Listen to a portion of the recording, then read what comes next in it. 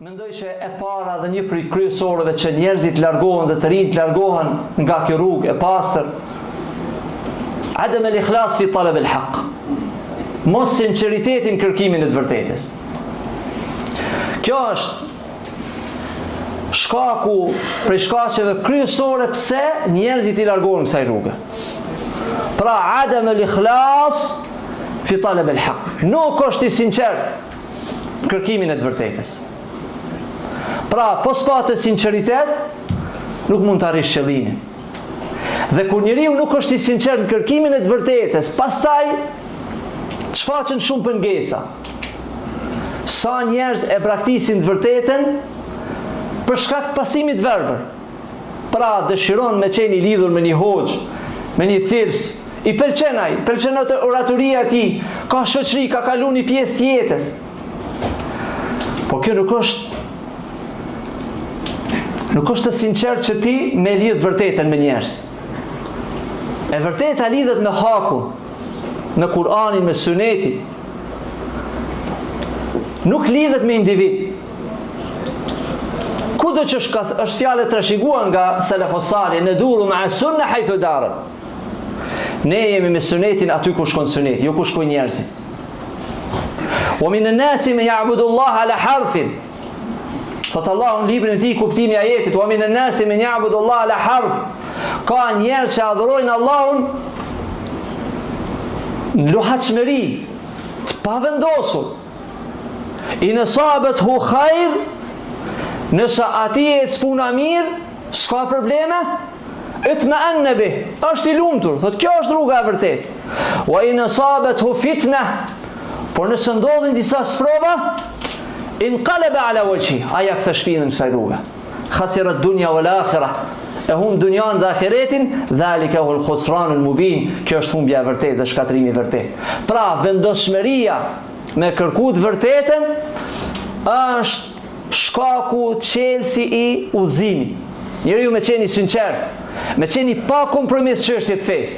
Ai që ka argumentin mbi kokë, ai që s'ka argument, kushdo që është, ka do që vjen, nuk duhet I pranohet.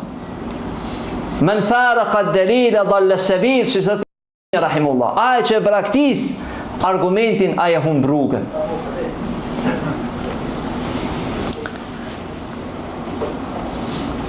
Sa njerëz nuk kanë al-wala wal-bara, dashuri dhe urrejtje për të vërtetën. Pra mungesa e dashurisë dhe urrejtjes për hakun, për të vërtetën, bën që ti mos marr deri e vërteta. Pasimi verbër, lidhja me njerëz. Pra sa njerëz nuk I intereson me kuptuar të vërtetën, thotë se filoni është I famshëm, ka autoritet. Po nëse ai nuk është me hakun, nuk është me të vërtetën. Nëse lidhesh me emra, emrat nga emrat më të fuqishëm botën muslimane janë ata që shohin sahabët. Adnan Ibrahim është njëri që paraqitet që është ehli sunna, është rafidhiun khabith, është rafidhi I fsheh. Të mos flasim për Muaviun që flet, po ai pra është njëri që edhe për Aisha radhiyallahu anha, ai ka autoritet shumë më në botën muslimane. A ka peshë ehli sunneti emri I tij. Tariq Suaidan. Ai ka emër shumë të madh, ndjekës shumë të madh në botën muslimane. Amr Khalid, emra që janë shumë të famshëm dhe kanë shumë djekës, por nuk kanë peshë.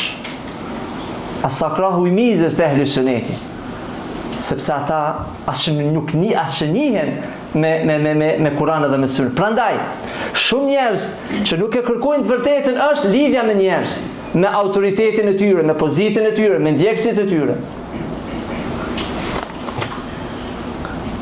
Kjo është Aliu radiallahu anhu ka një fjalë shumë të fuqishme, thot an-nasu thalatha. Njerëzit janë tre lloje. Alimun rabbani, wa muta'allimun ala sabilin najat, wa hamajun ra'a, atba kulli na'iqin, yamiluna ma kulli rih.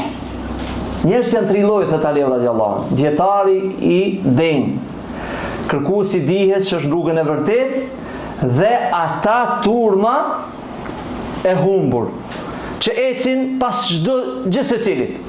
Katë shkon era, ata ecin pas.